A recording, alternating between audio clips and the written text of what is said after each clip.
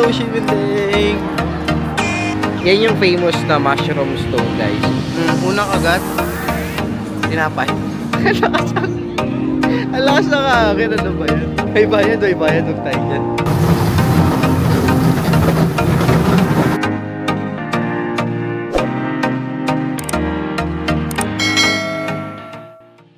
Hi guys! Welcome to my channel and welcome again sa ating next Adam Ventures. My name is Adam po, your Adam Venturers. So for today's video guys, maggagala na naman tayo and ito yung second travel destination natin. So inumpisahan natin yung first destination natin sa Thailand. Nag-explore tayo sa Bangkok, nag-explore tayo sa Chiang Mai, and ngayon, i-explore naman natin ang Taiwan. Kaya samahan nyo ako, ano bang mga pwedeng gawin doon, saan ba masarap mag-food trip doon, and ano-anong mga activities ang mga pwede natin gawin sa Taiwan. Samahan nyo ako guys, let's go to Taiwan. So as usual guys, waiting na lang tayo sa boarding, and konting oras na lang naman na boarding na namin. So isa-isahin ulit natin guys yung mga requirements para kung sakaling hindi nyo napanood unang video ko, baka itong video na to mapanood nyo and makatulong sa inyo. Okay? Siyempre, unang-una na dyan guys, yung passport nyo. Passport na valid hanggang 6 months. Sabihin ko ulit, i-check nyo or i-double check nyo kung kailan ba yung expiration ng passport nyo. Kasi baka pagpunta nyo guys or pag alis nyo, biglang may expired na pala yung passport nyo. Mahahassle lang kayo. Magkakaroon kayo ng problema. Okay? So next dyan, round trip ticket. Yung airfare na round trip guys. Better na meron kayo may papakita kung sakaling hanapin yan, kung sakaling hahanapan kayo ng immigration. Kasi random guys ang pagtatanong ng immigration. Minsan walang itatanong sa'yo, minsan madaming itatanong sa'yo, minsan madaming hahanapin sa'yo. Like yung mga requirements na etong mga sasabihin ko. Etong mga sasabihin ko guys, mga basic requirements lang naman to eh. So basic requirements to na dapat, ito talaga yung naka-ready nyo. Okay? So, passport, round-trip ticket, pwede nyo isama yung hotel accommodation nyo or yung mga activities na binook nyo sa Klook. Then next guys, e-travel. Nung unang video ko guys, sinabi ko na to, e-travel, napakadaling gawin lang yan. And e-travel guys e-travel, kailangan nyo talagang gumawa yan every time na lalabas kayo ng bansa. Kahit saang bansa pa kayo pupunta, kailangan yung gumawa ng e-travel. Madali lang gumawa ng e-travel guys. Download nyo lang yung eGov.ph. Ito, eGov.ph na app. Then fill out nyo lang yung mga important details. Then after nun, magbibigay lang nyo ng QR, save nyo na lang or screenshot nyo para kung sakaling hahanapin, meron kayong may papakita. Kasi guys sa immigration, hindi hahanapin kung nakagawa na kayo. Pero nakikita nila sa system kung nakagawa na kayo or hindi pa. So much better guys na before kayo pumunta ng airport, nakagawa na kayo. So next guys, yung TWAC. Tama ba? Taiwan Arrival Card. Okay. Yung TWAC, yun yung Taiwan Arrival Card nila. Para siyang e-travel and para siyang TDAC, yung Thailand Digital Arrival Card na ginawa natin last time. Ngayon naman, dito sa Taiwan, meron silang Taiwan Arrival Card. So, same with e-travel, kailangan nyo din gumawa ng Taiwan Arrival Card bago kayo pumasok sa Taiwan. So, konting oras na lang guys, boarding na rin namin. And update ko kayo mamaya kapag nasa Taiwan na tayo. Okay? See you later guys! Hi guys! So, nandito na tayo sa Taiwan. Welcome to Taiwan guys. Welcome to Taiwan. So, kakalabas lang namin ng immigration. Grabe, sobrang daming tao ngayon dito. And siguro isa din sa nagpadagdag ng tagal ng pila yung yung bago nila, yung Taiwan Arrival Card. Guys, Taiwan Arrival Card, napakahigpit nila. Kasi yung sa akin, merong option doon nung gumagawa ako na scan or picture ng passport. Parang pipicturean mo yung passport mo, then mag-auto fill out na yung sa system nila. Pero kailangan yung i-double check kasi yung sa akin, nag-i-start siya ng P0. Pero yung nalagay sa or yung na-update sa Taiwan Arrival Card, P0, PO pala, PO. So, nagkaroon pa ako ng problema. Kailangan ko pang i-update ulit yung Taiwan arrival card ko. So, napabalik pa ako sa likod ng pila. Kaya, better guys na kapag gagawa kayo, after nyong i-upload yung picture nyo, and then, after nyo i-upload yung picture nyo, i-double check nyo lahat ulit ng details kung tama ba, lalong-lalo na sa passport number nyo. Yung 0 and O, kailangan yung i-double check yun kasi doon ako nagkaroon ng problema. So, ayun. So far naman, yun lang yung bago ng Taiwan ngayon, yung Taiwan arrival card. Then, kapag hindi pa naman kayo nakakagawa, bago kayo dumating ng immigration, wait lang, bago kayo dumating ng immigration, tapos hindi pa kayo nakakagawa, meron namang area doon kung saan kayo pwedeng mag-fill out ng Taiwan arrival card or kung saan kayo pwede gumawa ng Taiwan arrival card. Pero much better pa rin na nakagawa na kayo bago kayo pumunta dito sa immigration, syempre, para at least less hassle na.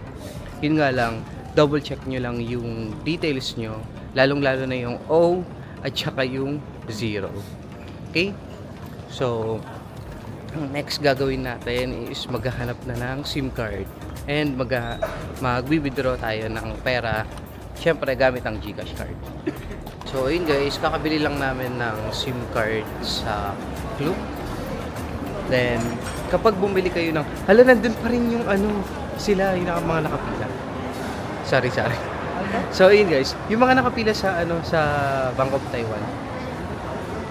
So, yun guys, kapag bumili kayo ng 5G na eSIM or SIM card sa Klook, meron kayong free na easy card. Yung easy card guys, yun yung mga ginagamit dito sa train station and sa mga bus.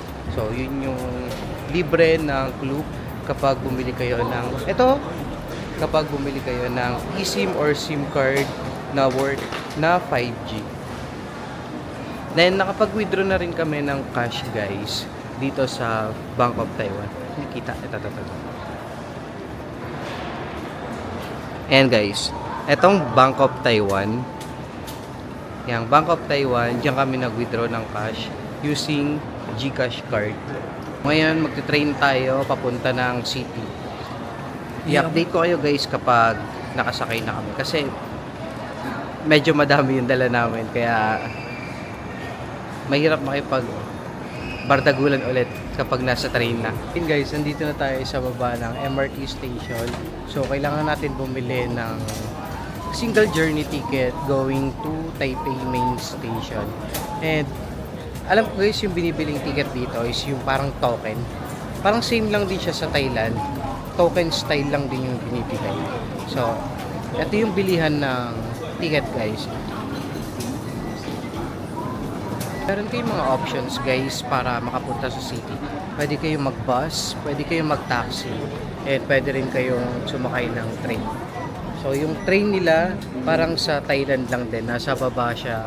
Guys, bibili tayo ng ticket going to Taipei Main Station. Hindi ko alam kung kita pero ito, check mo. So, ito. Nandito tayo ngayon sa Terminal 2. Wait, ba? Ayan, Terminal 2. Then, kailangan natin makapunta sa Taipei Main Station, which is yung dulo yun, yung dulo. Yung 160 or yung A1, may nakasulat dyan, A1, kasi yung Terminal 2, A13. So, yun lang yung guide nyo guys ha. Tingnan nyo lang yung purple line from Terminal 2 or Terminal 1 going to Taipei Main Station. So, ayun guys, walang English. Ito yan, 160 Taipei Main Station. Wala, magkano to? 400 na yan lahat. 320 lahat. Hawak mo ito. Oo. 请调校现金。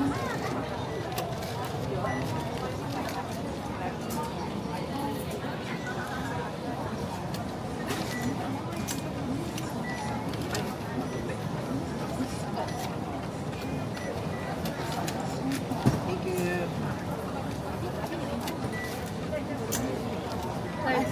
Isa pa. Bugat ka na. Ayan na, oh. 请稍后。 May sukli pa yan, ha?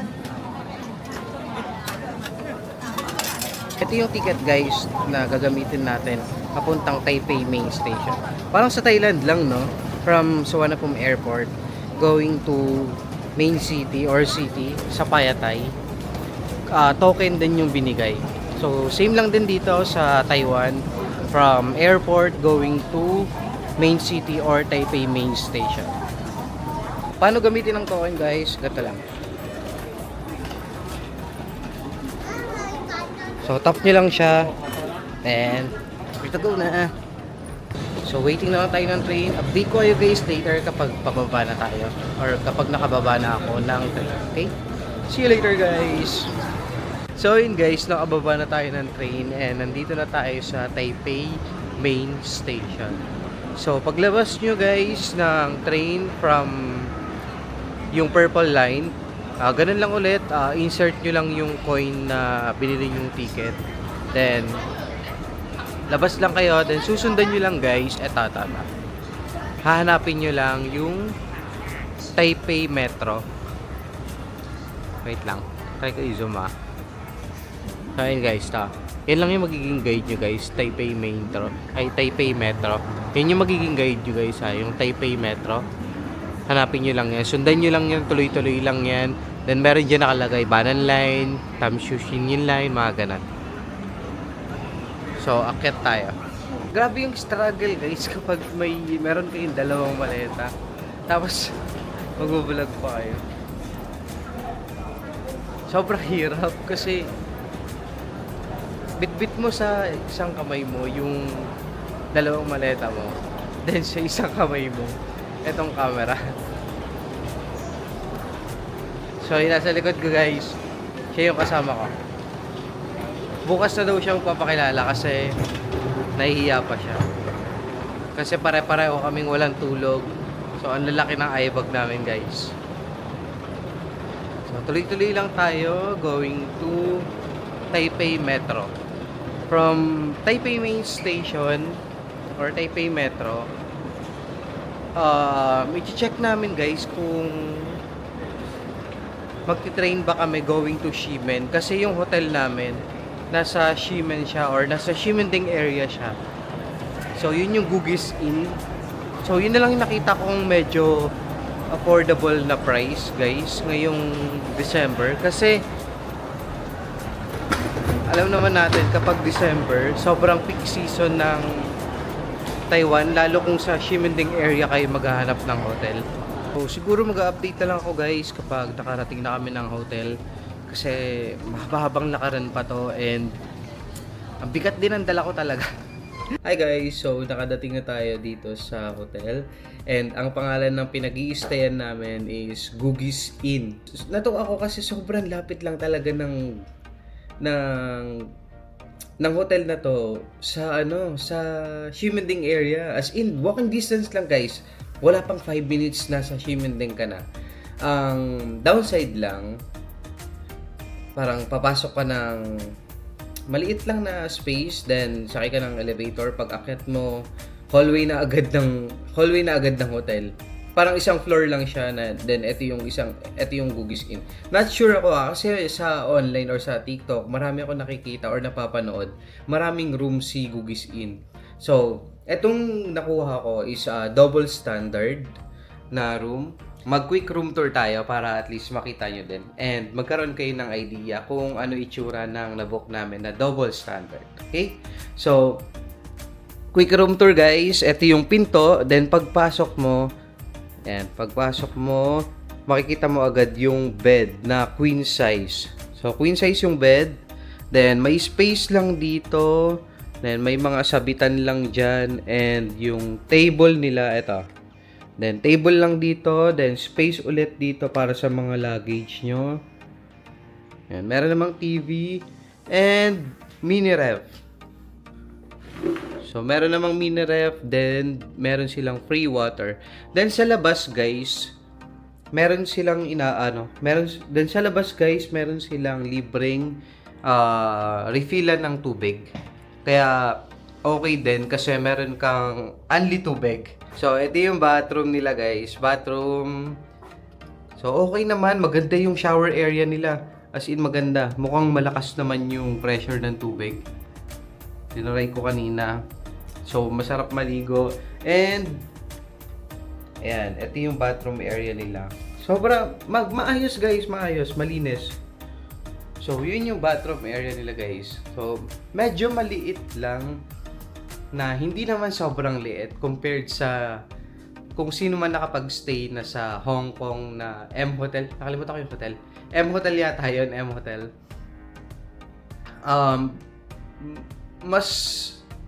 Mas malaki naman to compared dun. Kasi yung sa M Hotel talaga guys, pagpasok mo, konting space lang talaga, kama na. Then, sunod nun, bathroom na.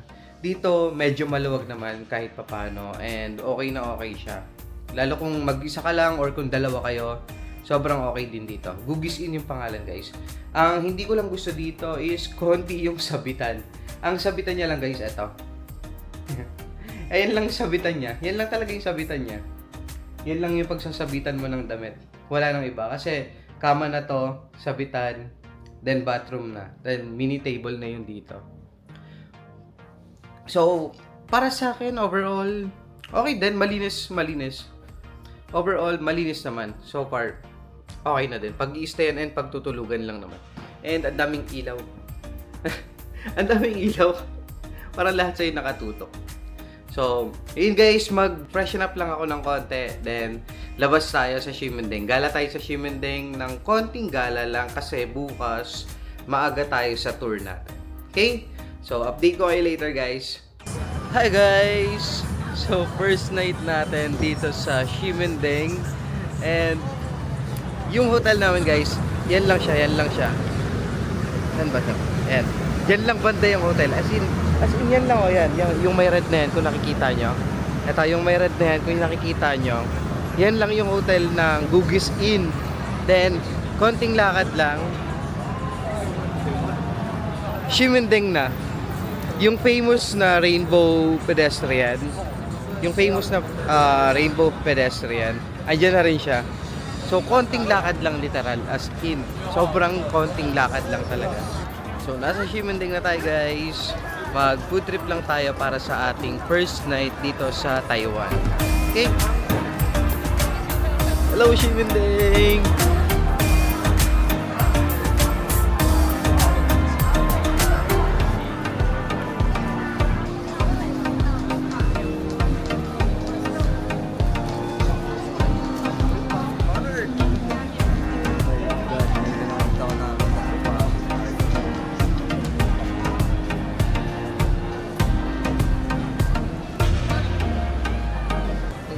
First itinerary, Park. Parang ano lang. Wala nang pila masyado yung Pop Mart. Ito yung famous Pop Mart dito guys. Pop Mart. So wala na masyadong pila, hindi katulad dati. Last year, sobrang haba lagi ng pila ng mga Pop Mart. Ngayon hindi na masyado. Ay, wait lang. Mag-shake lang tayo guys, mag-shake lang. Tulad sa same sa Thailand. Check lang ulit. Okay?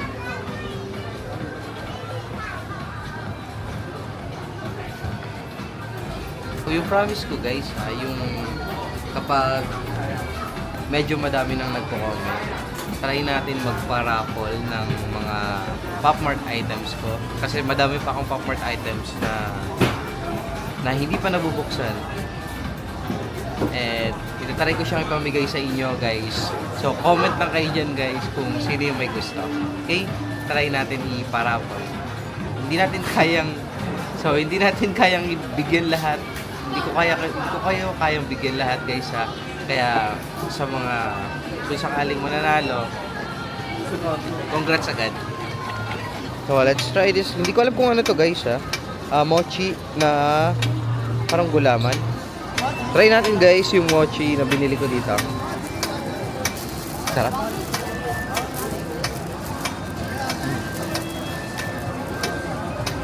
Wait.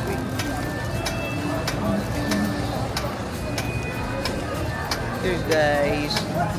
First food trip natin dito sa Ximending. Oh my God. Parang magbubusog agad ako.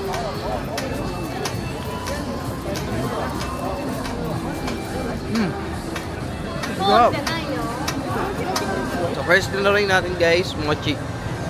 Ang sarap. Ang sarap, no?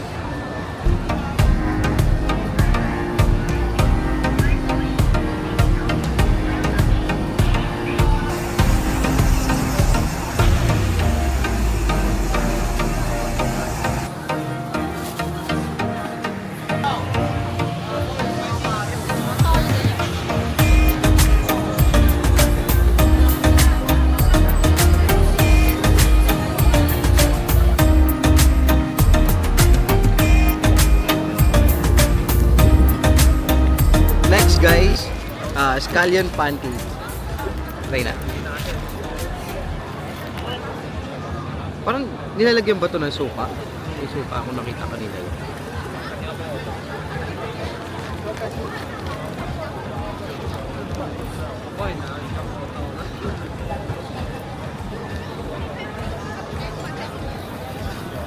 Wala pa akong nalasahan.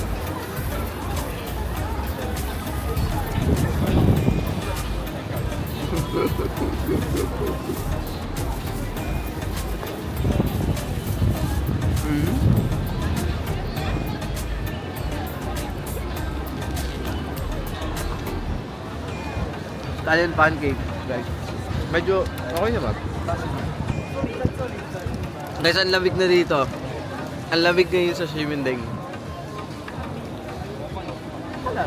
Nagkalasa ba eh?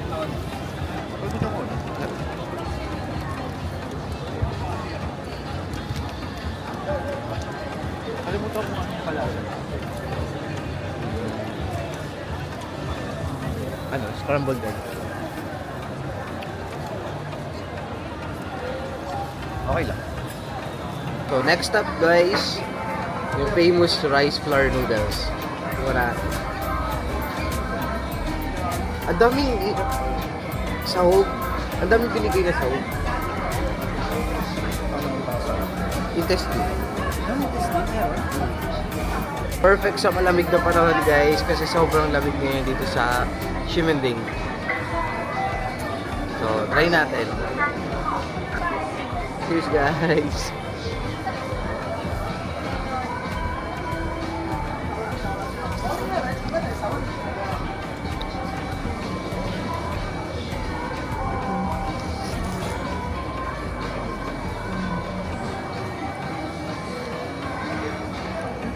Yet.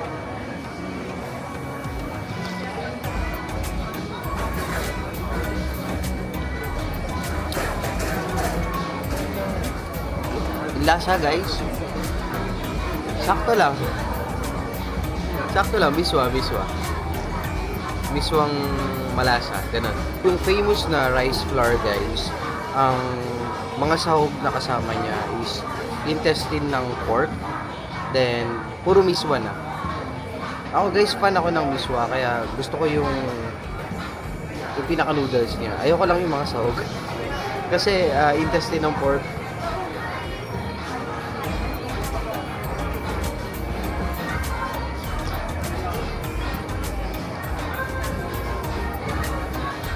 and sobrang okay siya ngayon kainin kasi sobrang lamig dito sa Taipei ngayon. Sakto-sakto para sa panahon. Sabi ko kanina guys, sakto lang yung lasa niya. Pero habang tumatagal, masarap pala.